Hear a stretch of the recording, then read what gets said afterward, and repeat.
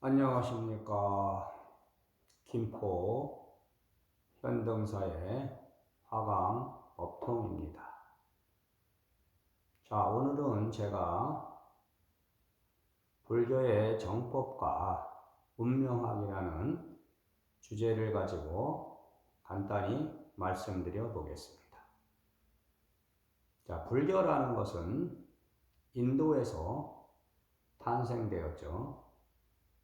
그리고 인도에서 석가모니 부처님이 탄생했을 때 불교 이해의 수행을 하는 분들을 외도라고 칭했습니다. 그래서 그 당시에도 육사외도라는 것이 있었습니다. 6개의 큰 단체라고 볼 수 있죠. 자, 불교가 인도에서 탄생해서 중국으로 갔고 중국을 거쳐 한국으로 왔습니다. 그러면은 인도에서 탄생한 불교가 중국으로 갔을 때 그 인도에 있었던 석가모니 부처가 말했던 그런 모든 것이 100% 일치된 법으로 가는 것이 아니고 중국은 중국화된 또 불교를 하게 돼 있죠. 그러니까 중국에 기존의 사상들이 있었고 그 사상들에서 합쳐진 것이요. 인도에서 탄생한 불교와 중국에 있었던 기존의 사상이 합쳐져서 중국화된 불교가 되었는데 그것을 격의 불교라고 부르게 되었습니다. 그러면은 석가모니의 근본 정신이 없어진 것은 아니고 석가모니 부처가 전하고자 했던 근본 사상의 깊이는 다 가지고 그 정신은 가지고 가서 중국화된 불교가 된 겁니다. 그리고 중국에서 이제 한국을 거쳐서 이 불교가 들어왔을 때 지금도 우리가 불교 이해의 법은 사법이라고 칭하고 있습니다. 자, 불교는 불교의 법맥이 있고 그 법맥을 세상에 전하는 것인데 우리가 이제 불교와 운명학이라는 문제가 있습니다. 운명학이라는 것은 그 명의 이치를 알아내고자 생겨난 학문적인 배경을 갖고 있는데 그것은 중국에서 생겨난 겁니다. 중국에서는 우리가 흔히 말하기를 명리학이라는 건 생년월일을 가지고 보는 생년월일시까지 해서 이제 사주라 하죠. 사주에 4가지 기둥에 8자를 합쳐 사주팔자라는 명칭을 붙였습니다. 근데 사주팔자라는 건 동양에서 또 특히 중국이나 한국이나 일본에서는 많은 영향을 주고 있습니다.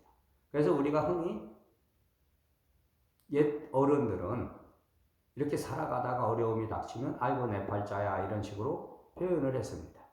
그러니까 사주팔자가 뭔지는 모르지만 은연중에 무의식 속에 깊은 의식 속에 그것이 들어가 있습니다.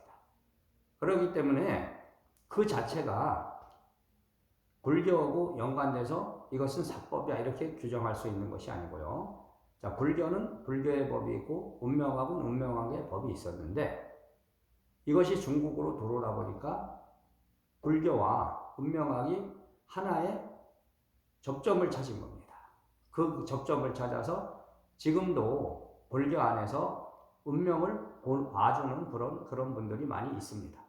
그런데 지금 옛날 같으면 지금 불교에서 요즘은 이제 요리를 하는 그런 스님들이 많아요. 근데 옛날 같으면 그것도 다 사법이라고 칭했죠.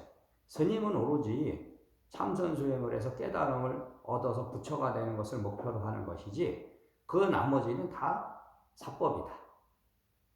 그래서 연불도 옛날에는 의식을 행하고 발화춤을 춘다든지 이런 거를 다 좋게 보지 않았습니다. 지금도 조계종에서는 이제 의식을 가리키는 전승원을 만들었지만 옛날 같으면 상상할 수 없는 일들이 일어나고 있는 것이죠. 그렇기 때문에 지금 시대에 맞춰서 지금 시대의 흐름을 따라서 갈 수밖에 없는 것입니다.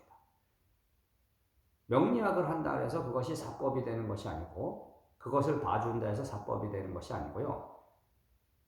그것을 행하는 사람의 마음이 어떤 마음으로 그것을 행하느냐.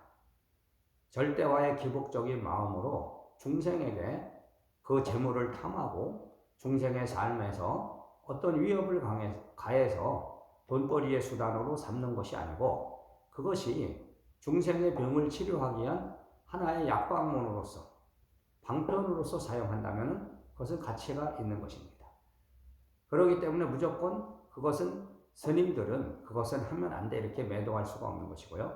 자, 스님마다 각자 가져온 자기의 인연이 다르기 때문에 그 인연법을 세상에 펼치면서 살아가는 것입니다. 그러니까 정법의 수행이라고 해서 꼭 가나선만을 해야 정법의 수행이 되는 것이 아니고요. 지금은 세상이 여러 가지 수행법들이 들어오다 보니까 지금은 이빠사나를 하는 사람도 많고, 그리고 연불수행 또한 하나의 선수행이 될 수 있고 그것이 또 깨달음으로 가는 하나의 길이 될 수 있는 것입니다. 그리고 명리학을 비판하는 사람들은 그것이 뭘 맞냐 이렇게 말을 하시는데, 대부분 그 운명은 그 틀 안에 있습니다. 거기서 깊이 공부를 해보시면 그 틀 안에서 대부분 살아가게 돼 있습니다. 그러다 보니까 제가 수십 년 수행을 해오면서 이제 결론을 내리게 되면은 뭐냐면 결국은 업의 문제로 귀결될 수밖에 없다. 그러니까 운명학과 업은 하나의 접점에서 만나는데, 그것은 뭐냐? 운명을 바꾸는 지혜는 결국은 자기 업을 소멸하는 그 방법밖에 없습니다. 그러니까 업을 소멸하는 것은 뭐냐? 결국 수행을 통해서 그 업을 소멸하셔야 됩니다. 그러니까 여러분들이 행복해질 수 있는 길, 식금의 시련과 고난을 이겨낼 수 있는 길은 결국은 여러분들의 업장 소멸밖에 없다. 그 업을 소멸하기 위해서는 부단한 노력이 필요하다. 그 부단한 노력은 무엇이냐? 바로 부처님의 법에 입문하거나 기해서 수행하는 것입니다. 물론 그것은 또 불법의 이면이 있어야 됩니다. 억지로 안 되는 것이죠. 자, 그런 걸 잘 아시고, 결국은 정법이라는 것은 무엇이냐면 마음에 있는 것이고, 내가 어떤 행을 하느냐 거기에 달려 있는 것입니다. 그러니까 여러분들이 분명히 아셔야 될 것은 여러분의 마음에서 어떤 규정, 틀을 만들지 마시고 자연의 마음, 이 세상을 바르게 바라보십시오. 자연이라는 건 뭐냐? 조작되지 않은 마음입니다. 그 자연의 마음이 바로 깨달음이고 부처입니다. 그걸 깨달으시고 부처를 하나의 절대화의 우상화를 시키지 마시고, 저 부처를 하나의 절대적 신으로 보지 마시고, 부처는 신이 아니고 마음의 본성을 회복한 참된 스승이다. 바로 이것을 알아주시면 되겠습니다. 자, 오늘도 행복하고 건강한 하루가 되십시오. 여기까지만 하겠습니다. 감사합니다.